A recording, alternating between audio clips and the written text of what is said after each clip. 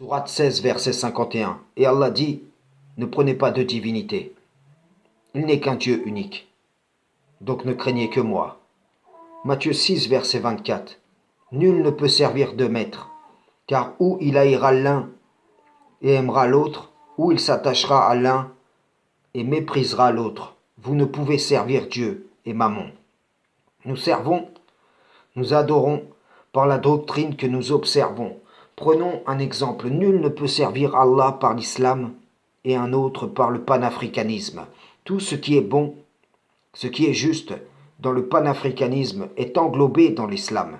Les passerelles pouvant être établies dans l'esprit entre ce qui peut être parallèle entre ces deux doctrines, ce qu'il y a de commun entre l'islam et le panafricanisme donne l'illusion que ces deux causes peuvent se marier, qu'il peut exister une véritable union entre elles. Mais cette espérance chute lorsque l'on sonde les buts réels de ces deux doctrines. Ce qu'il y a de juste, de bon, dans le but du panafricanisme existe déjà dans l'islam. Et au fond, c'est parce que l'islam devient secondaire, un moyen d'atteindre le but du panafricanisme que le panafricaniste ne peut abandonner l'inception de cette doctrine pour rendre l'exclusivité à l'islam. S'il ne se convertit pas, il le fera paraître. S'il ne le fait pas paraître, il en parlera favorablement, afin d'ôter l'obstacle qu'est l'islam pour sa doctrine. Mais dans ces trois cas, s'il n'abandonne pas cette doctrine pour l'islam, ceci révèle qu'il ne peut adorer Allah sans partage. La plupart des gens ne croient en Allah qu'en lui donnant des associés.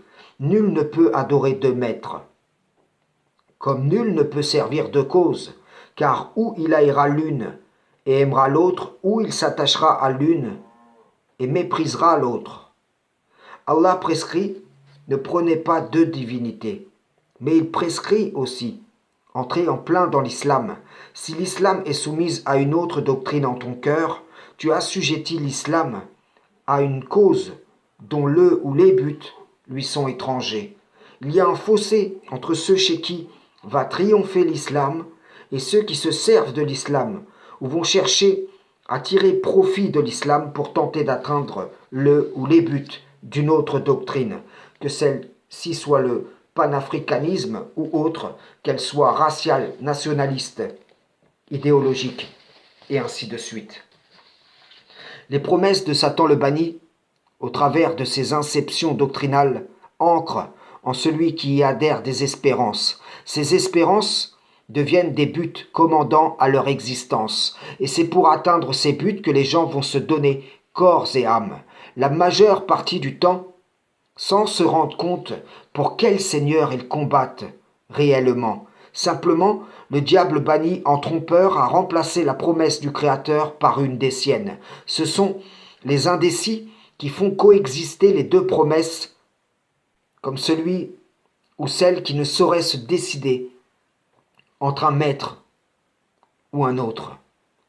Ceci est une forme d'association qui touche énormément de gens, étant persuadés de rendre un culte pur au Tout-Puissant et de ne pas être au nombre des associateurs. La légitimité du mariage trompeur qui place l'adorateur en position d'adultère est forgée au travers du dévoiement de certains versets selon la cause qui est visée, pour que la personne, le groupe en question, ne voit aucune obstruction, aucune contre-indication à marier à l'islam, ce qui va rendre sa pratique vaine. Quel que soit le but, s'il est juste, s'il est bon, mon frère, ma sœur, tu l'atteindras par l'islam, sans pour cela d'avoir besoin de lui associer une autre doctrine. Avant de partager, de relayer, d'appuyer, de soutenir, de combattre, renseignez-vous sur le but réel de la cause à laquelle vous allez vous joindre, à laquelle vous allez participer, car vous ne pouvez être en même temps du parti d'Allah et du parti du diable banni. Frères et sœurs en islam, salam, shalom.